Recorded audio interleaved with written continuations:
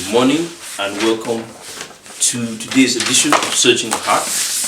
I'm David Thank you for you again today, and I'm going to be doing a brief, a couple of short bursts surrounding a particular topic I've been thinking of doing for some time now. And I've titled it generally under the topic, the importance of being right. And well, it's not the real thing I want to talk about, but some years ago I wrote a book titled The Right to Be Wrong, okay? And yet, I've discovered over the years the importance of being right, okay? And of course, it is not news that many things in this world are dictated by whether you are right or wrong. If you are successful, if you graduate from school, if you make good grades, virtually everything depends on whether you're right. Now, in the world of philosophy, yeah, sometimes being right may not always be important. Rather, knowing the process to being right, and that is the very foundation of that book, The Right to Be Wrong, okay? But there is another concept that is very important, and in the world of philosophy, and this concept is a concept of truth, and it's a dual concept, truth and reality, okay? I've talked about this before, but today I'm going to be looking at it from a different angle, okay? And the sub-topic that I want to consider today is the fall of the church. It's a very, very, very interesting topic. But I'm going to be talking about the fall of the church, the Christian church, okay? Looking at current events, looking at historical events, we'll see how the Christian church dealt with these issues of right and wrong, okay? Truth and reality. And we'll see why the church fell many times in history, and while it is still going through those same ups and downs, okay? Now, the concept is very much tied around this very issue of truth. What is truth? Okay? Truth, of course, truth is reality, okay? Truth is something that really exists, that you can actually test and actually understand to be true, to be in existence, okay? Let me watch my alliterations and repetitions here, okay? Truth can be tested and verified to be in existence, okay?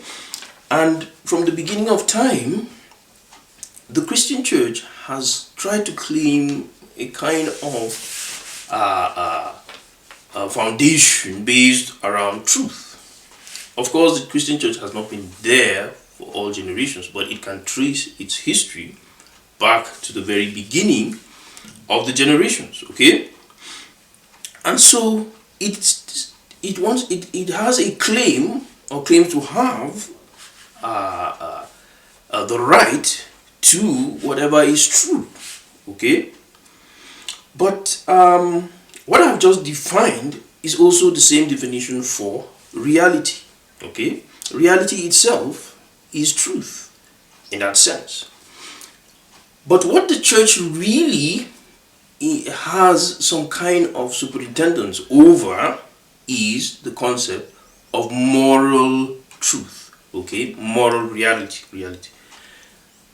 Of course, we know that the church, through the Bible, or you can say the other way around, has given us the historical details as relates to creation, describing reality.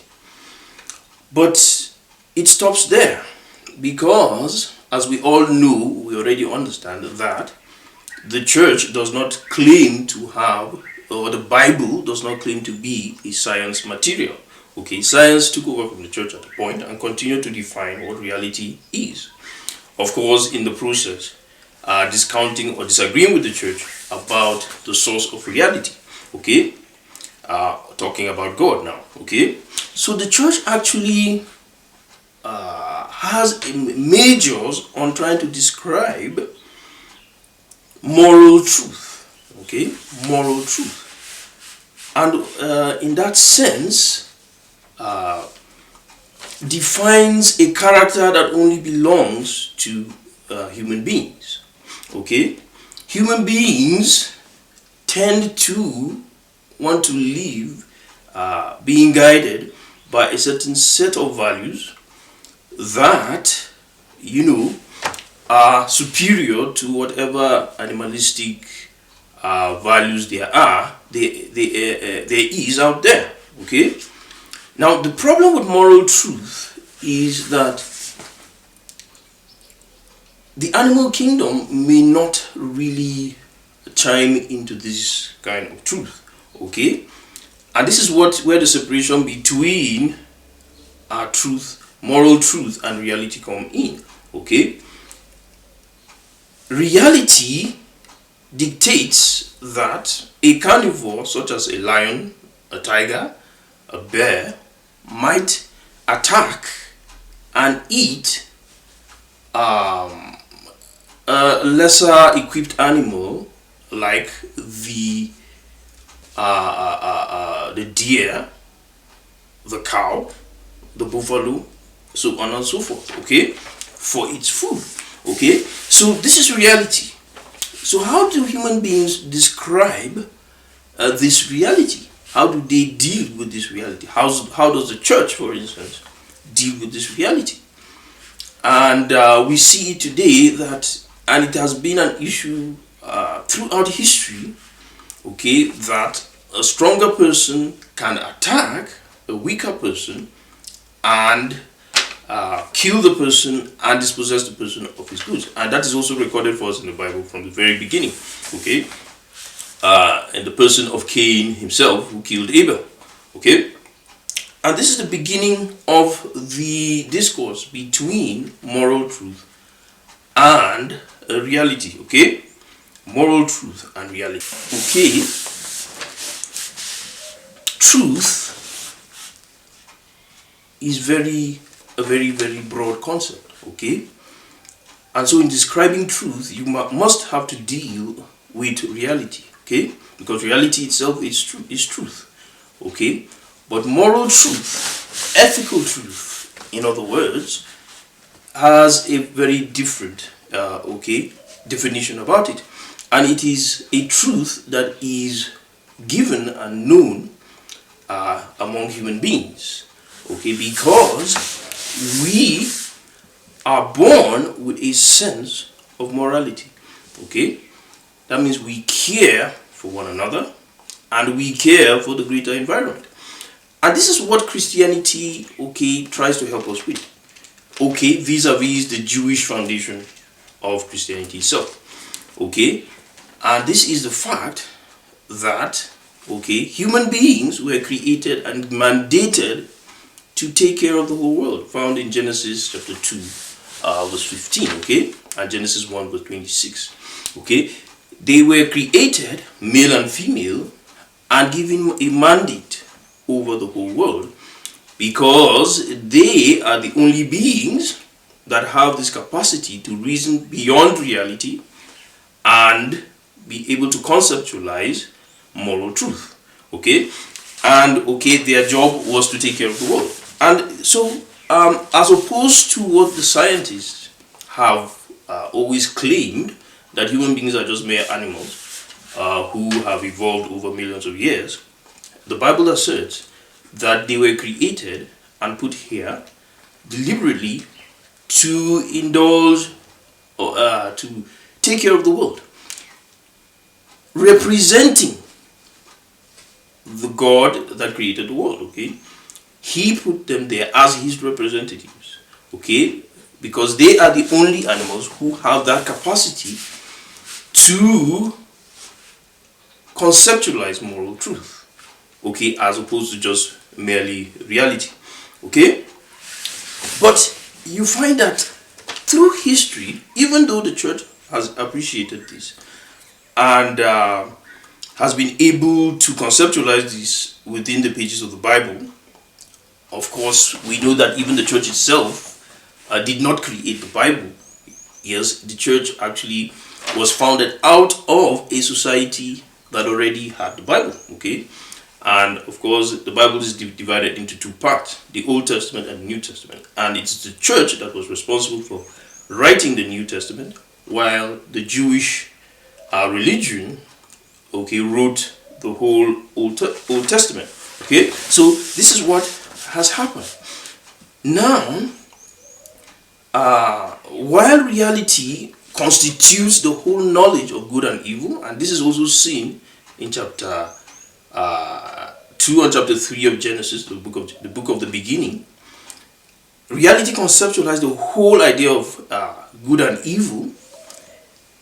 There is a better ideal, and that is found in the concept of existence, of life itself. That life can only subsist and continue perpetually, eternally, if we are able to live above just understanding good and evil, but try to conceptualize and to practice what is good.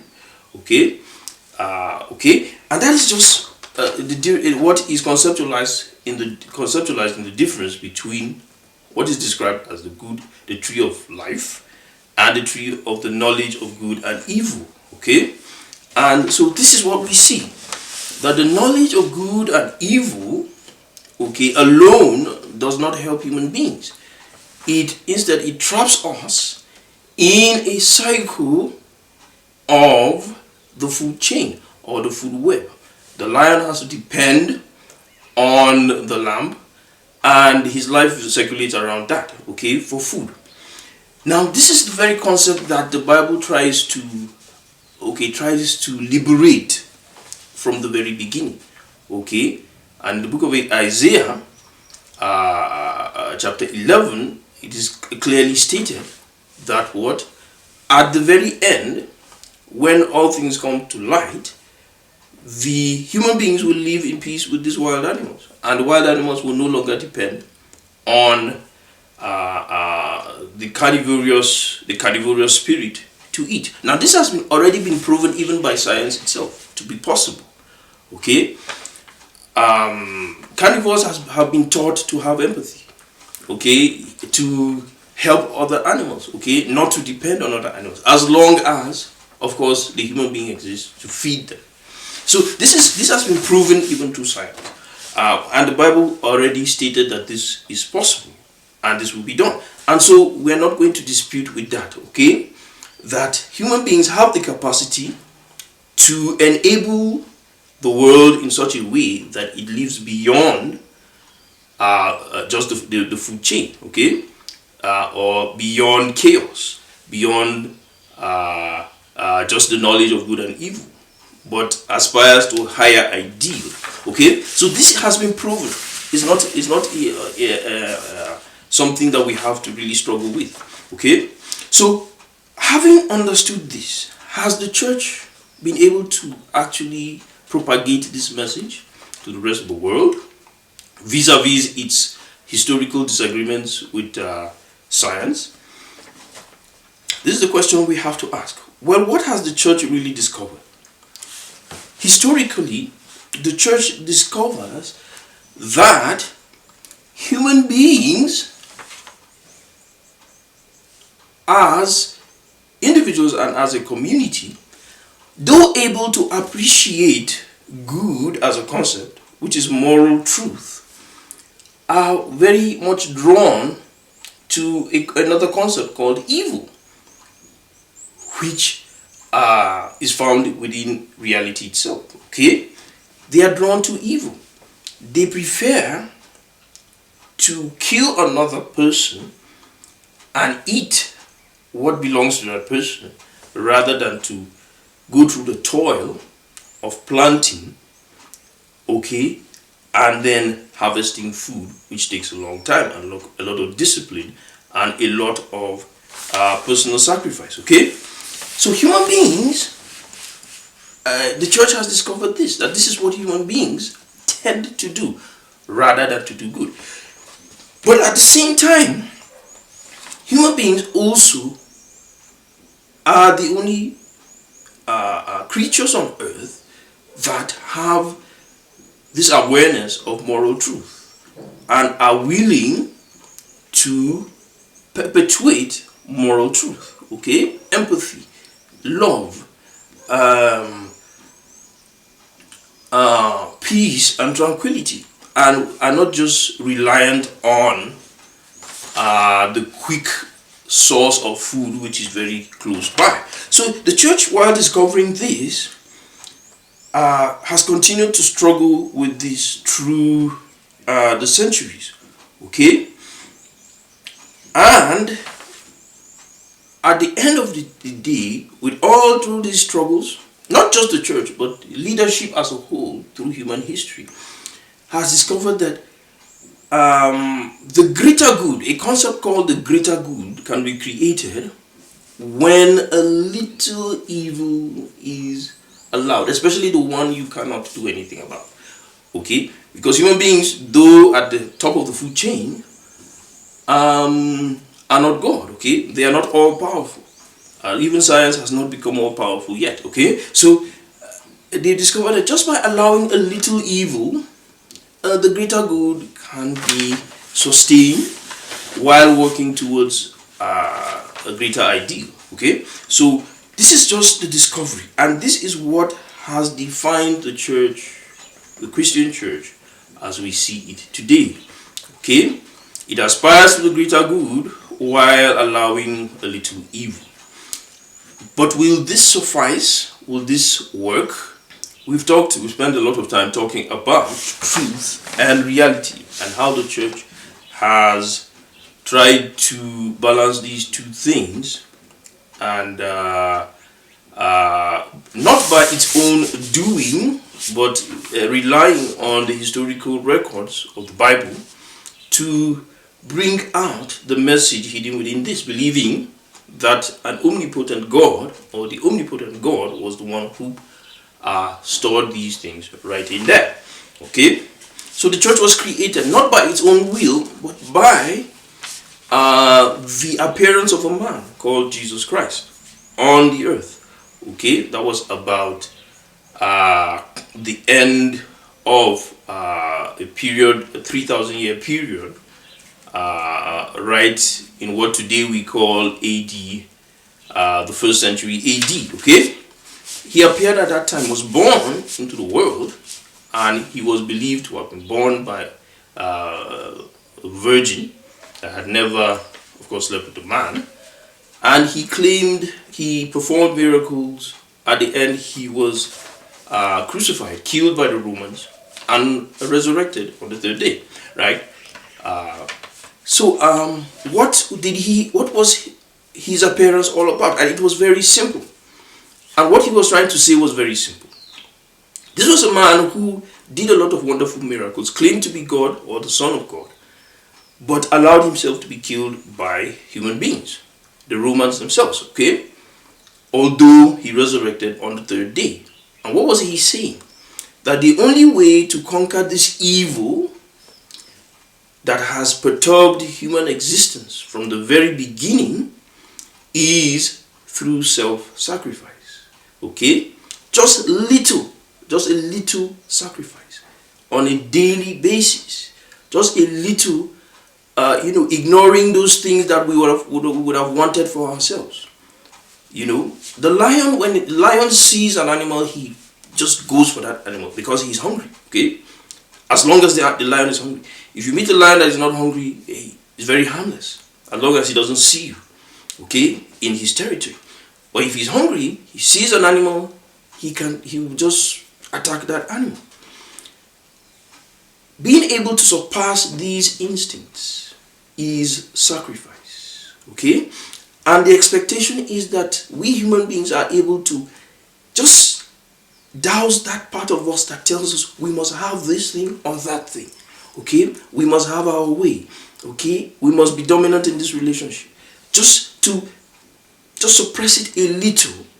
Okay? in favor of a greater purpose, in favor of peace and tranquility, okay, with others. And this is what he came to bring to us, to teach us the solution to the problem of evil, okay, of the problem that is found within the confines of reality itself, which we have been unable to deal with. And yes, the church understood this, okay? But the church was so caught up in the divinity of Christ, the very concept of him being God, that the church created another falsehood. And what was this falsehood? This falsehood was religion itself, okay? They kind of pulled people towards a system that if you submit to this system, this group of people who are your priests, you will be saved. But they totally neglected the fact that of what Jesus Christ was trying to say. A little sacrifice. Killing the body, okay, in favor of a greater purpose. Okay? That was what Jesus Christ was actually preaching. Okay? And you have to accept and understand this before you can be part of his church. But they put the church, the body, before the principle, okay? The concept. And yes, the idea of worshiping God himself is there within the whole thing. And this is the problem that the church could not actually handle. Because the divinity of Christ took a greater purpose. Okay? And for good reason. And the reason is that as a human being, to be able to submit to your purpose as a human being, that is being the leader of all the animals in the world, okay?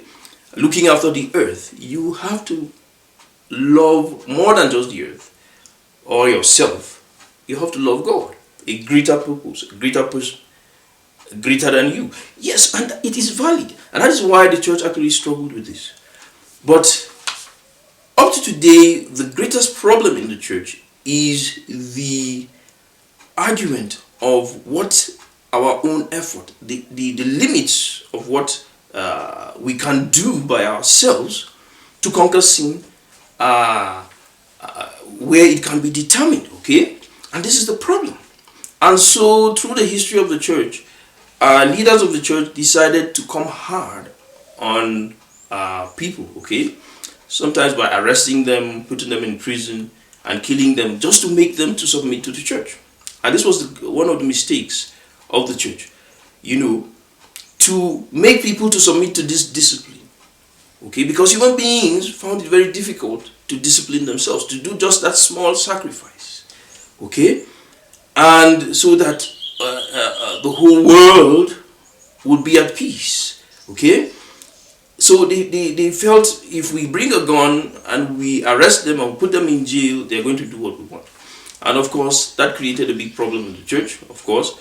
And a man called Martin Luther came in and reformed the church, taking it to the fact that, look, we are not here because we can do any good things. No, we are saved, as it were, because God himself has decided to save us by his own mercy. He has included us in this wonderful world that he has created, and he has put us over the world to look after it. And so we do not merit it, okay? But in doing that also, he himself also neglected the principle that Christ came to show us. The solution to the problem of the world. Personal sacrifice. Just a little personal sacrifice. I sacrifice a little, you sacrifice a little. He sacrifices a little, the other sacrifices a little.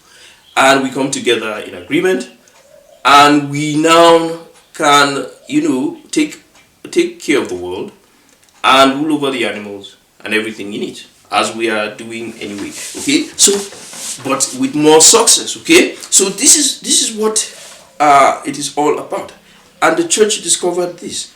Okay, and the church is struggling with this. So the church is split into so many denominations that cannot agree about what Christ really was trying to show us. Okay, and this has led many times to the fall of the church. Okay, this happened in the 5th century through to the to about 1000, okay, AD, okay. Sorry if I keep on mixing BC and AD. Sometimes it just it comes out without me knowing, okay.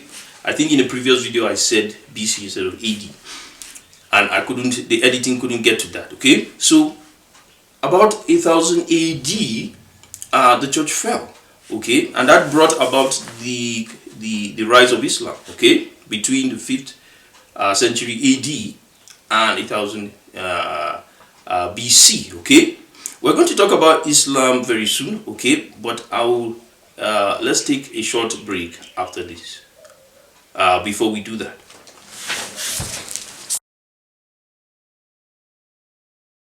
Discover a transformative journey into the kingdom of heaven. Following the initial publication, the author dives deeper with 2 insightful follow-up books. Ever felt disconnected from God even in worship? Explore how God's unconventional ways can transform your life. How can you align with divine plans, avoiding distractions? Find answers in The Kingdom of Heaven on Earth and The 3, Illuminating Christian Truths and Prophetic Practices. Unlock profound insights guiding you toward a deeper connection with God. Don't miss out. Dive into this enlightening exploration today. Click the link on the caption to get your copy.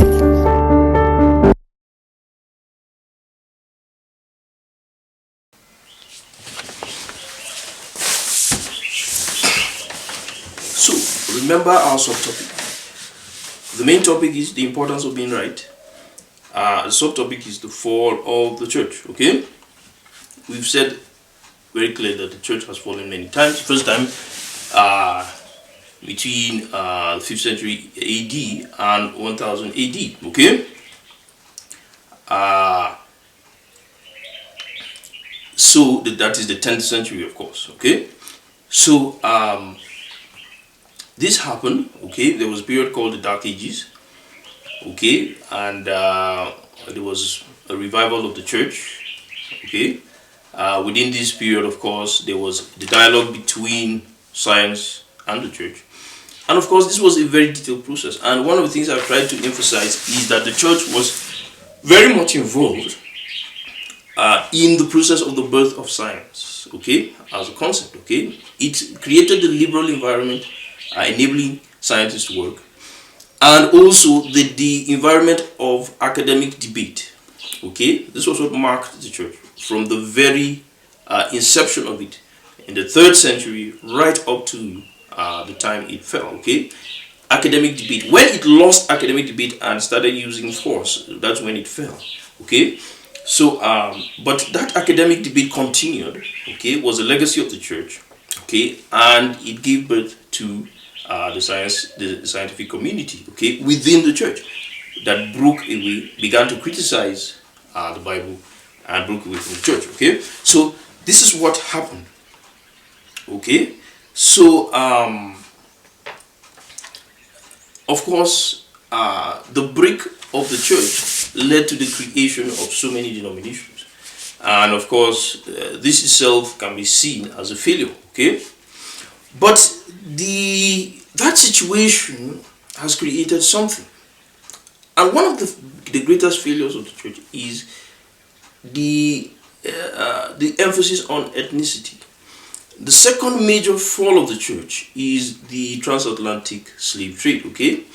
The church participated in the global slave market that was available, and actually in no small way supported the transatlantic slave trade. That was the second greatest fall of the church, believing that because the Christian church had survived in the West, okay, it was a global establishment because of the Roman Empire, okay. But the fall of the Roman Empire created, moved, the Christian church, the center of the Christian church, to the West, okay. And although the church still remained in the East, Islam soon evolved and took over that whole territory, the East, okay. And when we're talking about the East, we're talking about the outside Europe, the Middle East itself, down into North Africa. Okay, this is the enclave where Islam took over, and Islam also spread into parts of France, part of Spain. Okay, it was the French that actually stopped Islam, from moving into Europe. Okay, and then the Crusades were launched. After that. Okay, so this has been the push and pull. Okay, so the Eastern territory that used to belong to Christianity is now became the enclave of Islam. Okay, and this is what happened. Okay, so some people even describe the Crusades themselves as the second fall, but the Crusades were actually just a reaction. Did not need the church for that to happen. Okay, yes, it was mainly a kind of national struggle between the Europeans, which had existed before then, from the time of Alexander the Great. Okay, so it was a struggle between Europe and the Persian and the Arabian powers. Okay, rather than anything unique to the church. So the second major fall of the church was this transatlantic slave trade, and not the Crusades, in my view. That okay, so that happened. Okay, and because of that ethnic quality of the church, where white people were considered superior to other races, that has continued up to today. Okay, and has created some of the greatest problems of the church. Okay, and it's like I have said in the previous video, it is currently rearing its ugly head again, and is going to dictate the future of the church, and possibly the future of the world. Okay, so this is what is happening. Okay, so this is dictating the current fall of the church, and I would like to clarify one or two things surrounding this. Okay, the church of today is not the ideal church, especially when you look at it in terms of denominations. First of all, the church is split into hundreds of denominations, hundreds literally. I didn't take the time to really count them, but there are hundreds. Of course, the original church is led by the Roman Catholic Church and the Orthodox Church, which still remains, of course, in the Middle East and in North Africa. Of course, remember that. Okay, and partly in Russia also. The Russian Orthodox Church also still exists. Okay, so this is the original church. But we have so many other denominations. Okay, the Lutheran Church. Okay, after Martin Luther, the founder of the Reformation. Okay, and the other churches, like the evangelical churches, that found their own definition within the period of the Renaissance itself. Okay, and the Pentecostal churches. Okay, and so many other churches, hundreds and hundreds of churches. Okay, and this itself is not ideal. Okay, and this means that the church cannot articulate a united stance, cannot agree on a single truth. Okay, and in this sense, this kind of blurs the influence and its claim on the truth. Okay, so this is the problem. Okay, so whatever is said that the church or the Christians are doing right now is really a very vague concept. Okay, you cannot really attribute any one act to the general term Christian. Okay, and very few, because of the division within the church and the inability of leaders of the church to understand why Christ came and to properly articulate it, we find that many people who come into the church don't really know what the church is about and don't really know what Christ is about. And so that really limits the ability of the church to say, to have any real authoritative claim on the truth. Okay, so this is the failure of the church, and this is what determines the fall of the church. Okay, and if the church is falling right now, this is the reason. There's another concept that I've dealt with before, and this is the concept of the 666, found in Revelations chapter 12 and 13. Okay, and this is the concept of the Antichrist.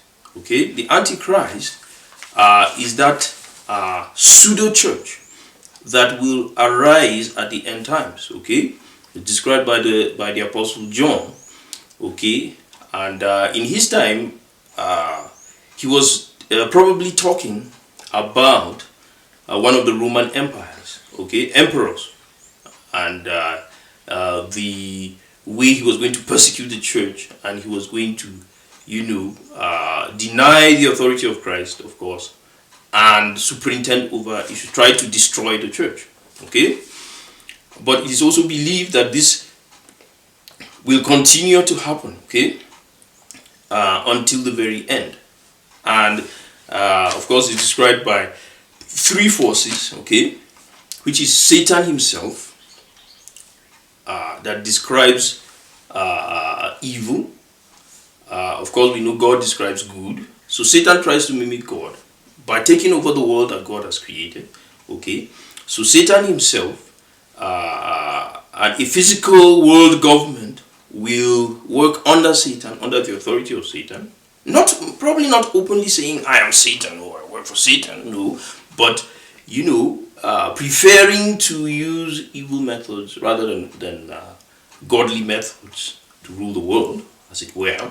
Okay, rejecting Christ, as it were, and they will be backed by a false church.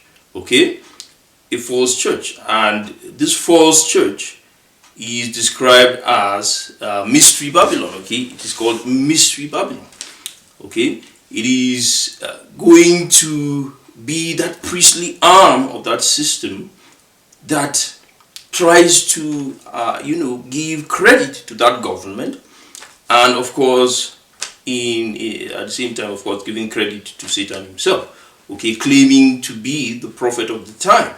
Okay, and of course will do many miracles to show that, of course, to prove that he or they are the priestly arm of the approved church, okay, of God. Okay, so this is what is described as the 666, and in my view, because of the continuous compromise with the world system, unable to really define the truth as it should be, a lot of the people that kind of side with the Christian church as it is right now are actually fit the bill as described by many commentators of the Bible, concerning that very chapter in the book of Revelations. Okay, because Christ is everything within the Christian church. Okay, and inability to properly understand and to properly practice Christ creates a counterfeit. And this is what the 666 is all about. It's about being the counterfeit, okay, to the real thing, okay, and that has real ramifications in worldly governance. And as human beings, we must participate in worldly governance, whether we like it or not, whether in the family level or at the local government level, or at the state level, or at the national level, or at the global level. And once we do not, according to the Bible, once we do not submit to Christ in doing this, we will submit to Satan. Okay, and the result of all this will be the destruction of the world. Okay, the imperfection that we see, and of course that will gradually tumble to the very destruction of the world. And this is the 666. In the next video, I will want to go into, to describe the struggle, more into describing the struggle between the church and reality, and some contemporary events that you may want to hear. Stay tuned for this next video. I am David Dungi Chinke for you in Searching the Heart.